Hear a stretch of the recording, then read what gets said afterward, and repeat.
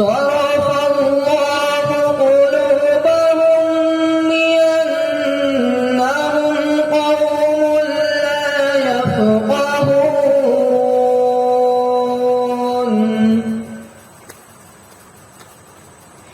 لقد جاءكم رسول من أنفسكم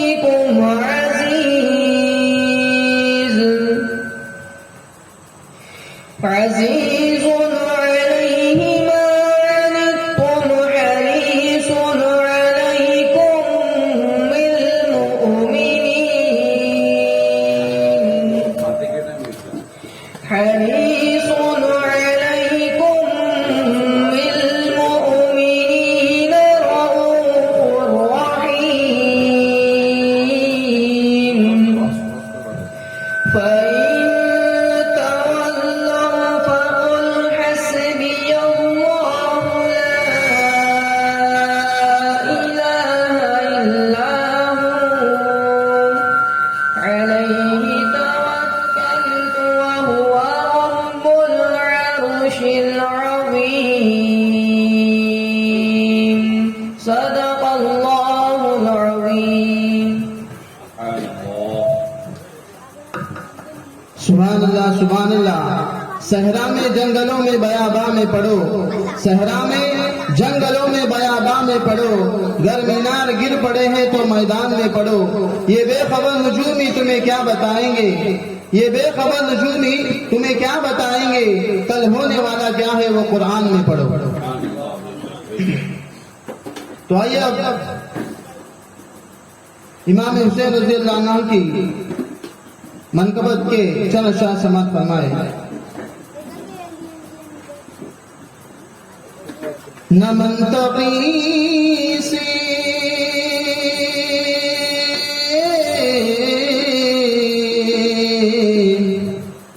نہ کسی فلسفی سے ملتا ہے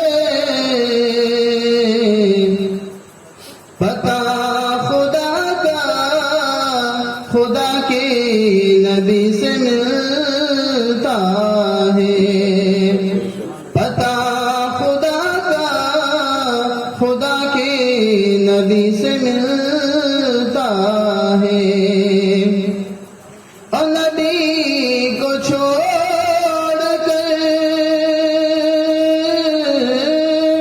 جنت میں جا سکو جاؤ،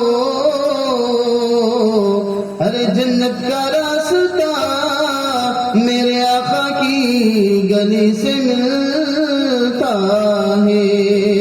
پڑھیے صلی اللہ علیہ یا رسول اللہ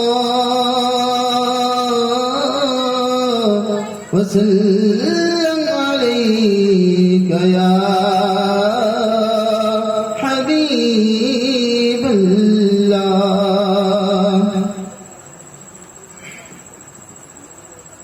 حسین جیسا شہید اعظم جہاں میں کوئی ہوا نہیں ہے.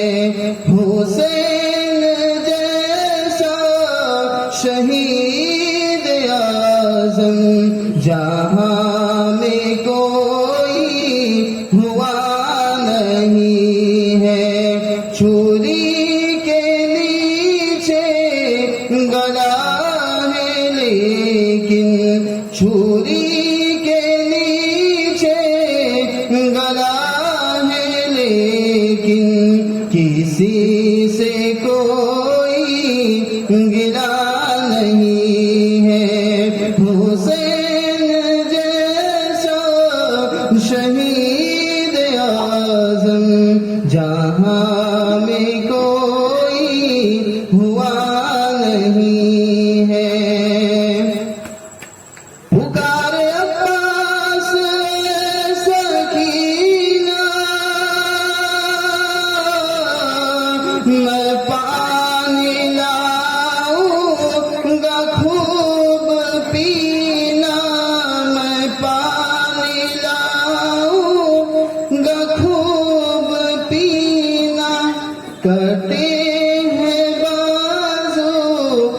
سجدہ ہے سینہ کٹے ہیں بازو چھدا ہے سینہ ابھی میرا سر کٹا نہیں ہے چھری کے نیچے گلا ہے لیکن کسی سے کوئی گلا نہیں ہے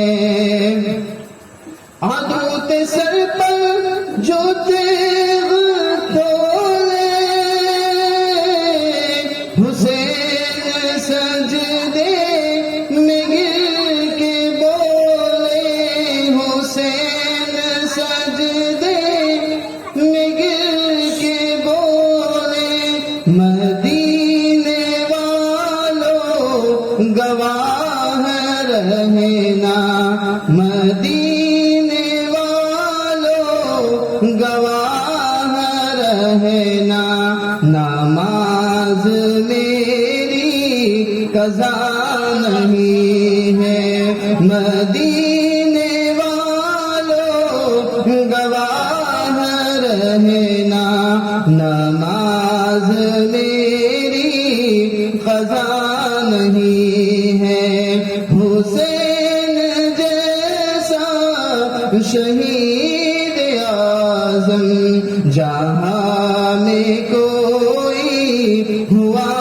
نہیں ہے چھری کے نیچے گلا ہے لیکن کسی سے کوئی گرا نہیں ہے السلام علیکم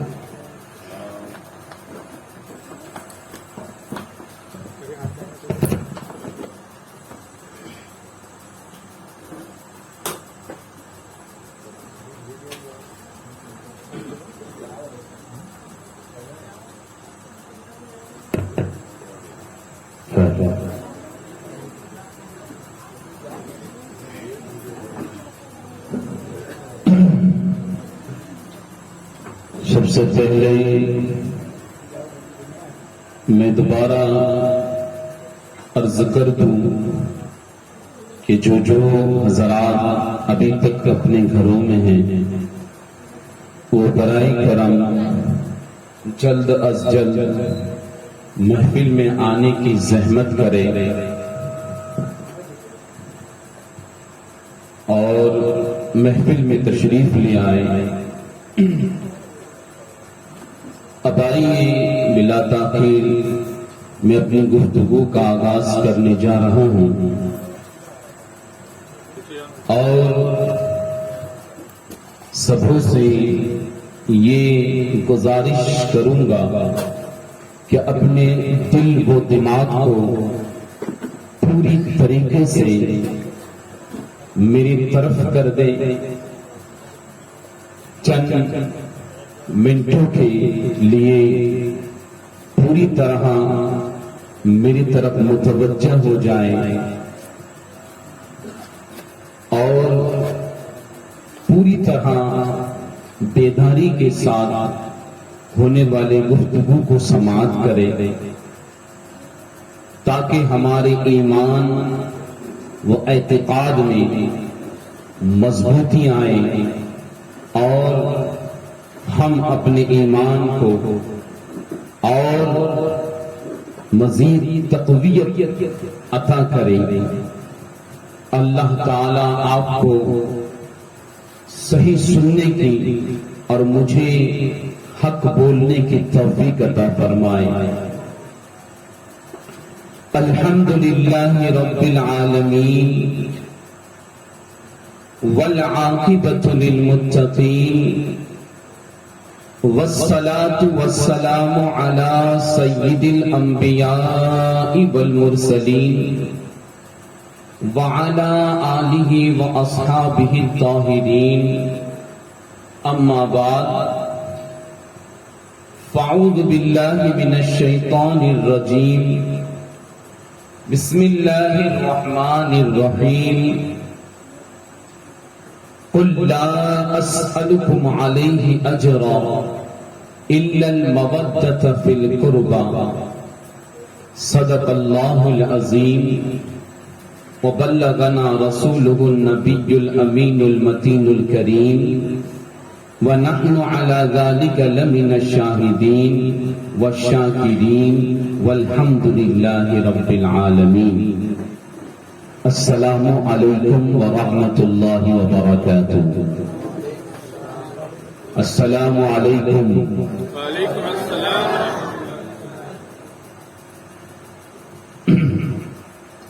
گفتگو سننا کمال نہیں ہے، کمال تو اس میں ہے کہ ہم جو بات سنیں اس پر فوراً عمل ہو. آج ہی جمعہ میں ہم نے سلام کے متعلق کچھ سنا، لیکن عمل تھوڑی دیر سے ہوئی. انشاءاللہ امید کرتا ہوں آئندہ ہم اس کا ضرور خیال رکھیں گے انشاءاللہ. آئیے اس سے قبل کہ میں کچھ آپ کو سناؤں، کچھ آپ سنیں.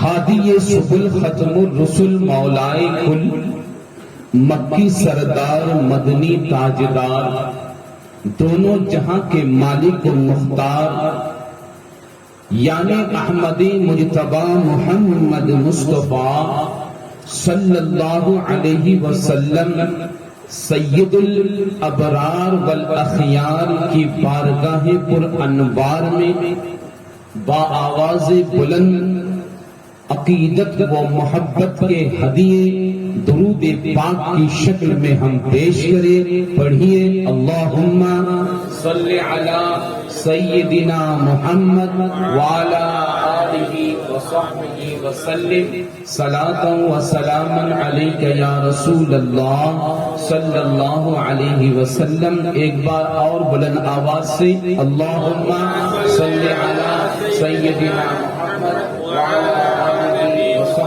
وسلم صلاۃ و سلاما علیک یا رسول اللہ صلی اللہ تعالی علیہ وسلم. شاہ است حسین، آپ کی بیداری چاہتا ہوں، بولے سبحان اللہ. اب شہید اعظم کا تذکرہ چھڑنے جا رہا ہے. میں آپ کو پوری طرح متوجہ دیکھنا چاہوں گا اور پوری طرح بیدار دیکھنا چاہوں گا. شاہ است حسین، بادشاہ است حسین، دی است حسین، دی پناہ است حسین، سرداد نداد دست در دست یزید، حقہ کے بنا لا الہ است حسین. بولیے نا اور جھوم کے بولیے، ایک بار اور بول دیجیے.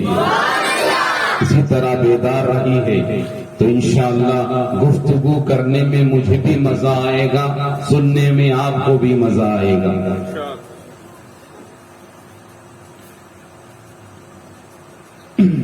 ہم نے آج کی یہ ہماری چوتھی نشست ہے، شاید چوتھی ہے نا، ابھی 6 نشست اور باقی ہے.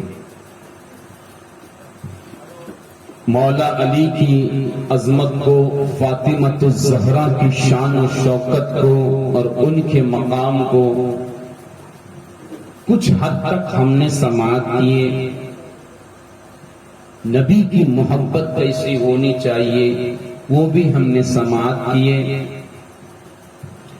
آج آئیے نواسہ رسول شہید اعظم امام حسین رضی اللہ تعالی عنہ کے متعلق کچھ باتیں سماعت کرے. میں نے جس آیت کریمہ کو تلاوت کی اس کے ترجمہ سے قبل میں آپ کو شان نزول بیان کرتا ہوا چلوں.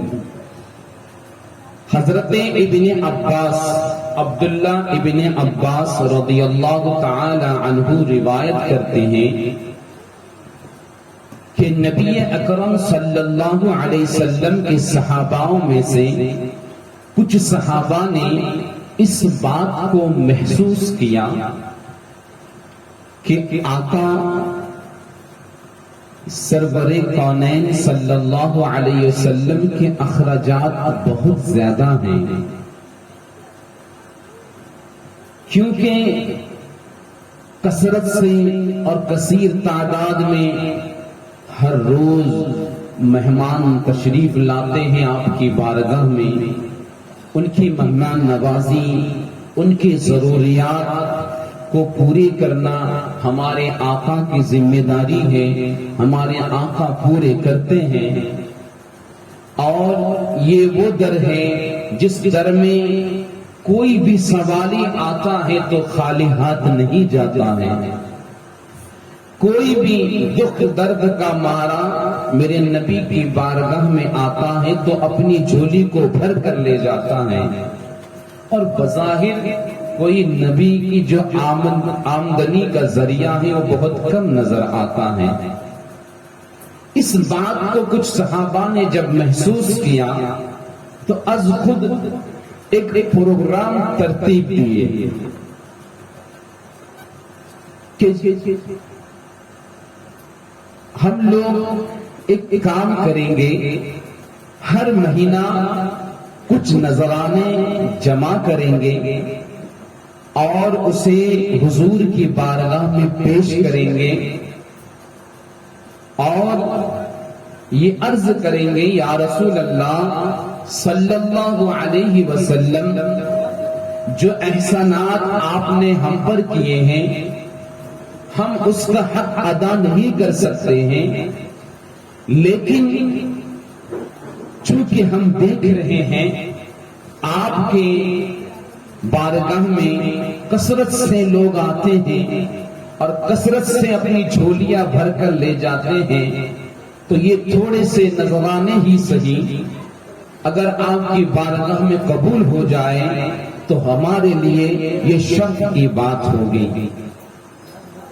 ایک پلان کیے، ایک منصوبہ بنائے، ایک ترتیب تیار کیے،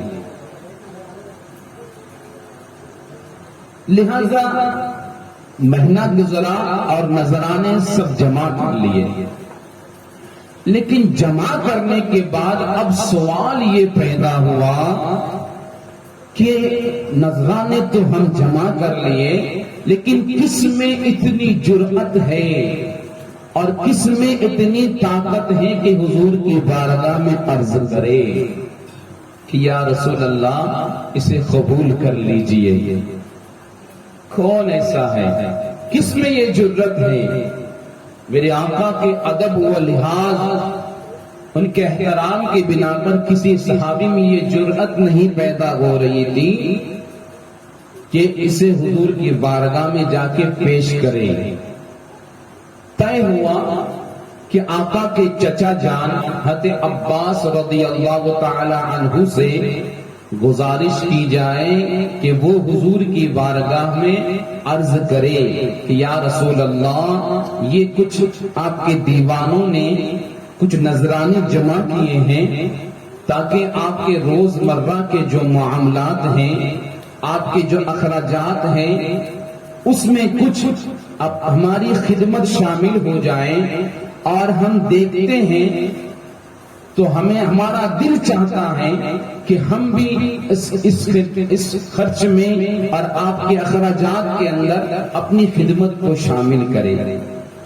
آخر میں طے ہوا، حضرت عباس سے جب اصرار کیا گیا، حضرت عباس تیار ہوئے، نذرانے کو لے کر حضور کی بارگاہ میں حاضر ہوئے۔ اب یہاں رک کر میں ایک آپ کو بہت ہی اہم نقطہ دے کر گزروں، یہاں سے ایک سبق ملتا ہے ہمیں، پتہ ہے وہ کیا ہے؟ کہ اگر کوئی اہل علم دین کی خدمت کر رہا ہے، کوئی عالم دین، کوئی حافظ قرآن، کسی مسجد کا خطیب و امام اگر دین کی خدمت کر رہا ہے، اس کے اخراجات کی فکر کرنا، اس کے لیے اخراجات اکٹھا کرنا اور جمع کر کے کچھ نذرانے انہیں دینا تاکہ اس کے گھر کے اخراجات پورے ہوں، اس کے بھی ازدواجی زندگی ہے، اس کی بھی بیوی ہے، بچے ہیں، اس کا بھی پریوار ہے، اس کے بھی فیملی ہے، ان کے اخراجات پورے ہو جائیں تو یہ سوچ رکھنا اور یہ عمل کرنا صحابہ کرام کی سنت ہے۔ تو جو لوگ یہ خدمت کرتے ہیں وہ اپنے اس کام کو چھوٹا نہ سمجھیں۔